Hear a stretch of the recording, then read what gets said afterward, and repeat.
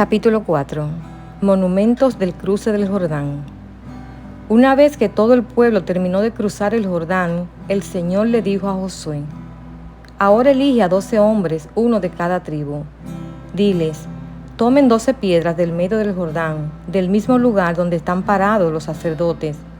Llévenlas al lugar donde van a acampar esta noche y amontónenlas allí. Entonces Josué convocó a los 12 hombres que había elegido, uno por cada tribu de Israel. Les dijo: vayan a la mitad del Jordán, frente al arca del Señor su Dios. Cada uno de ustedes debe tomar una piedra y cargarla al hombro. Serán 12 piedras en total, una por cada tribu de Israel. Las usaremos para levantar un monumento conmemorativo.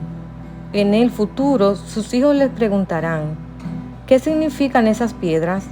Y ustedes podrán decirles: nos recuerdan que el río Jordán dejó de fluir cuando el arca del pacto del Señor cruzó por allí. Esas piedras quedarán como un recordatorio en el pueblo de Israel para siempre. Así que los hombres hicieron lo que Josué les había ordenado. Tomaron 12 piedras del río, una por cada tribu, tal como el Señor le había dicho a Josué. Las llevaron al lugar donde acamparon esa noche y construyeron allí el monumento. Josué también apiló otras 12 piedras a la mitad del Jordán, en el lugar donde estaban parados los sacerdotes que llevaban el arca del pacto, y las piedras siguen allí hasta el día de hoy. Los sacerdotes que llevaban el arca estuvieron en medio del río hasta que se llevaron a cabo todos los mandatos del Señor que Moisés le había dado a Josué. Mientras tanto, el pueblo se apresuró a cruzar el lecho del río. Y cuando todos estaban a salvo en la otra orilla, los sacerdotes terminaron de cruzar con el arca del Señor mientras el pueblo observaba. Los guerreros armados de la tribu de Rubén, de la tribu de Gad y de la media tribu de Manasés iban delante de los israelitas al cruzar el Jordán, tal como Moisés había indicado.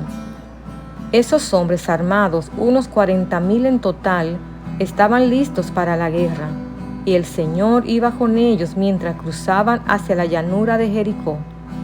Ese día, el Señor convirtió a Josué en un gran líder a los ojos de todos los israelitas, quienes por el resto de su vida lo respetaron tanto como habían respetado a Moisés.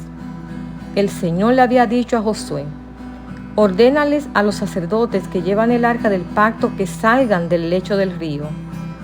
Así que Josué dio la orden.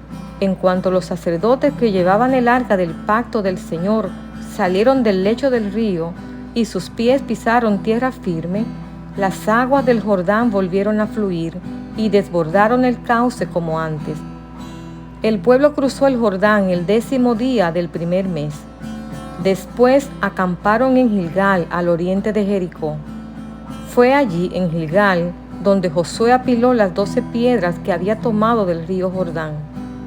Entonces Josué les dijo a los israelitas: en el futuro sus hijos preguntarán: ¿qué significan esas piedras?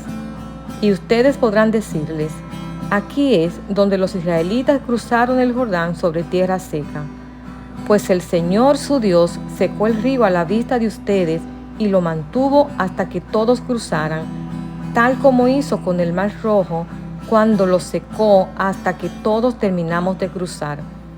Lo hizo para que todas las naciones de la tierra supieran que la mano del Señor es poderosa y para que ustedes temieran al Señor su Dios para siempre.